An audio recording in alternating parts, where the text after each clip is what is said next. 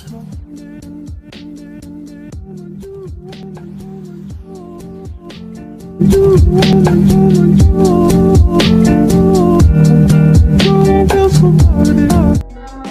warahmatullahi wabarakatuh.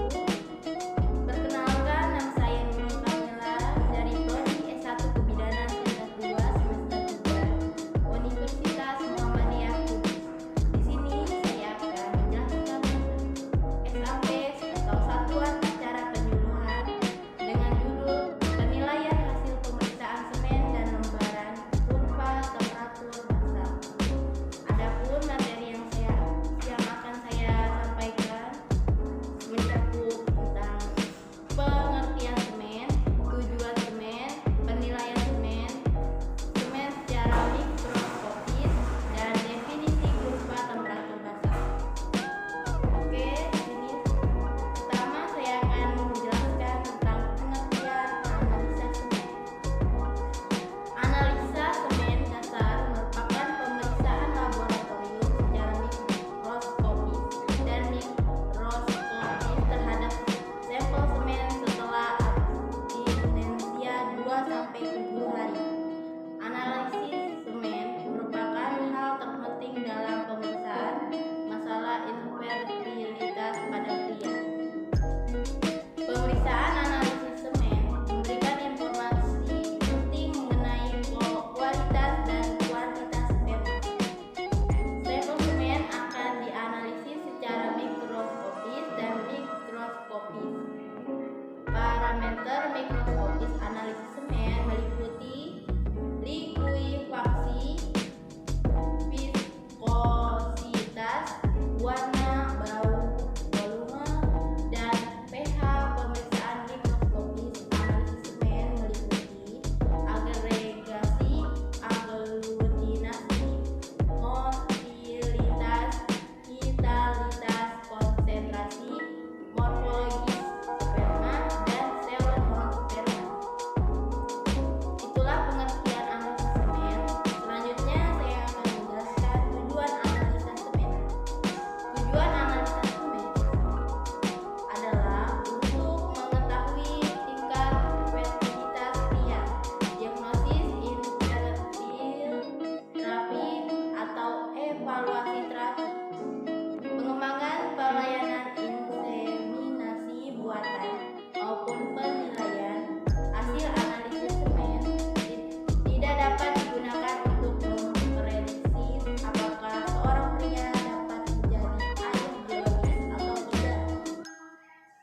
Namun, analisis semen dapat memberi informasi mengenai masalah organ genital pria, sehingga analisis semen dapat digunakan sebagai pemeriksaan infertilitas yang berkelanjutan.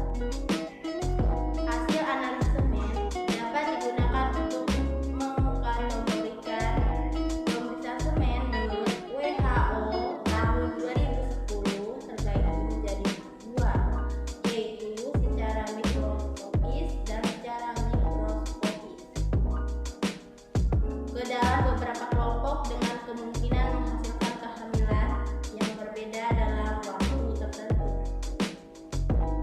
Selanjutnya, saya akan menjelaskan penilaian hasil pemeriksaan semen. Analisa semen, parameter yang biasa diperiksa meliputi warna, bau, pH, volume, viskositas, konsentrasi spermatozoa, dan persentase yang motil dan yang mati. Kecepatan motilitas rata-rata spermatozoa, persentase